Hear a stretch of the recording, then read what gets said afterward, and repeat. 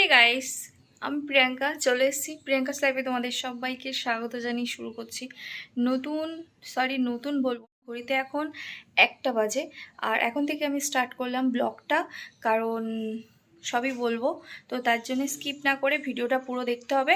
তো আজকে হলো রান্না পূজা আর আগামীকাল আসছে বিশ্বকর্মা পূজা। তো সকালবেলা ব্লগটা স্টার্ট করেছি, খুব ফার্স্ট সকালে উঠেছি, যেমন 4:30 উঠে মাছ আনতে গেছিলাম বাবার সাথে।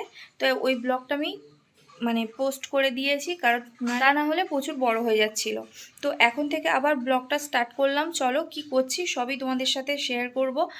আর বাড়িতে এখনও অনেক কাজ বাকি, কারণ 3-4 দিন ধরে প্রচণ্ড বৃষ্টি হচ্ছে, যার জন্য কোনো কাজ এগোয়নি। তো চলো নিচে যাই। আর দুপুরের ভোগ দেয়া সবে কমপ্লিট করলাম, এখন নিচে প্রচুর কাজ রয়েছে, সেগুলো সারি। আর কি করছি অবশ্যই তোমাদের সাথে শেয়ার করছি, তো তার জন্য ব্লগটা দেখতে থাকো। চারিদিকের অবস্থা দেখো, দাবার মধ্যে সব ভিজে, একটু কিচ্ছু শোকায়নি। আর দেখো ওয়েদার একদম কি বলবো।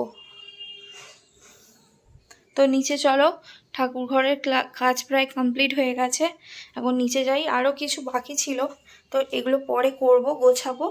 তো এগুলো ধোয়া বাকি আছে। তো নিচে দেখতে পাচ্ছ বাইরের চৌকিটার উপর সমস্ত কিছু ভর্তি হয়ে আছে। রান্নাঘরটা পরিষ্কার হয়ে গেছে, রান্না হলো লাস্টে, গ্যাসটা মোছা হবে। তো দেখো পরিষ্কার হয়ে গেছে, ফ্রিজটা পরিষ্কার আছে। এখন চিংড়ি মাছটা আমি তুলে রাখবো। সকালে যে মাছ এনেছিলাম তার মধ্যে চিংড়ি মাছটা আমি আলাদা করে রেখে চলে গেছিলাম, দিদিদের বাড়িতে একটু গেছিলাম। আর এই যে মাছ, সকালের যে মাছ, সেগুলো কেটে ধোয়া আছে, এখন ফ্রিজে রেখে দিয়েছে। আমিও চিংড়ি মাছটার মধ্যে রেখে দিই। আর দুধগুলোও রাখা আছে, চলো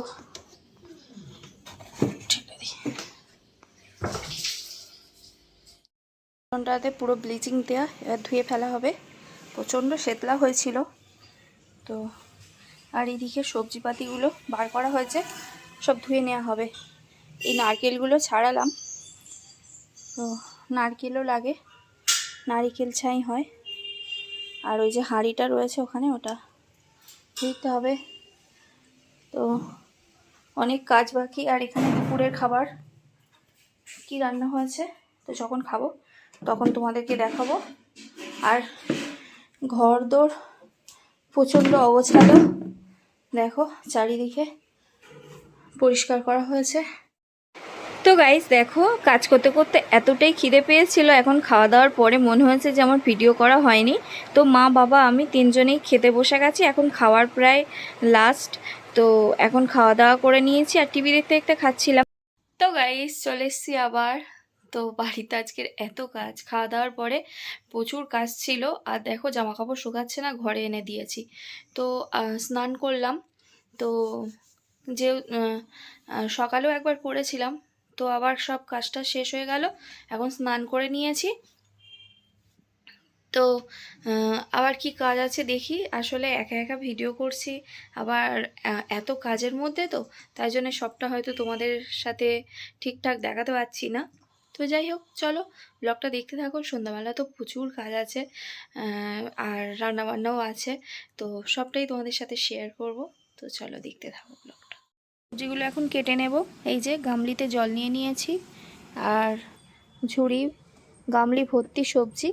তো ভাজা হবে এগুলো, ভেন্ডি, আলু, বেগুন আর কুমড়ো পুঁই শাকের চচ্চড়ি হবে। তো এখন কাটা স্টার্ট করে দেব। আর বাইরে বসেছি, কিন্তু মশাও কামড়াচ্ছে। আর দেখো উঠোনটা পরিষ্কার হয়েছে। তো চলো কাটাকাটি করি। তো গাইস এখন দেখো সবজি কাটা হয়ে গেছে আমার।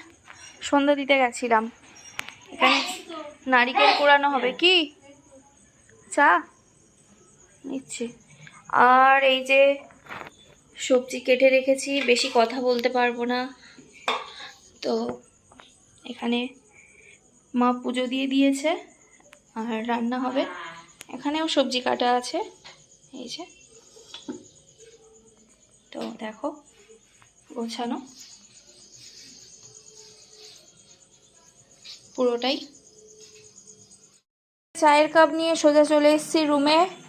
এখন সিনেমা হল চলছে সন্ধ্যাবেলা, আর আমি চালিয়ে নেবো ফ্যানটা। প্রচণ্ড গরম হচ্ছে। আর বসবো এখন।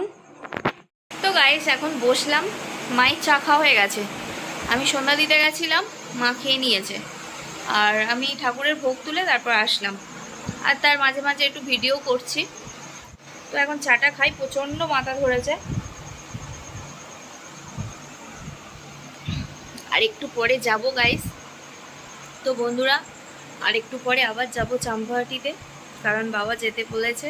বাবার আমি বলেছি যে ফের মাছ কেনা হবে।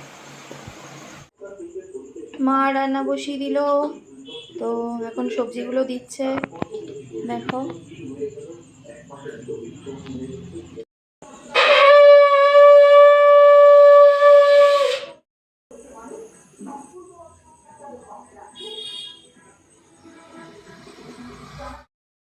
তো গাইস চলে এসেছি সব কাজ টাজ গুছিয়ে। মা তো রান্না বসিয়ে দিয়েছে বাড়িতে, আর আমি এসেছি বাজারে। বাবার আমি আবার যাব দুজনে মিলে মাছ কিনতে। সকালে কিনে নিয়ে গেছি, তারপরেও আবার রাতের বাজারে এসেছি। তো বাবার আর আমার প্রচণ্ড এই শখগুলো আছে যে দুজনে মিলে মাছ কিনবো। আর এখন চলে যাচ্ছি বাজারের উদ্দেশ্যে। তো দেখো রাস্তাঘাটে কতটা ভিড়। কালকে যেহেতু বিশ্বকর্মা পূজা, আবার রান্না পূজাও আজকে চলছে, তো তাই জন্যে রাতে মাছের বাজার ভিড়, আর এমনি বাজারও প্রচণ্ড ভিড়। তো চলে এলাম, এই যে ফলের দোকানগুলো রাস্তার পাশ দিয়ে বসেছে। আর গত কয়েকদিন ধরে বেশ বৃষ্টির জন্যে না লোক বাজারও করতে পারিনি তেমনভাবে। তো চলো এখন চলে যাই বাজারের মধ্যে, মাছ বাজারের মধ্যে। তো কাঁটাতে মানে খটিতে যেদিকে গেছিলাম মাছ বসে, সেদিকে যাব না, আমাদের মাছের বাজারে যাব। গিয়ে দেখব এখানের মাছের কি অবস্থা, কেমন কি মাছ পাওয়া যায়। তো ইচ্ছা আছে একটু বড় ইলিশ নেয়ার, কারণ বড় ইলিশটা এবারে নেওয়া হয়নি।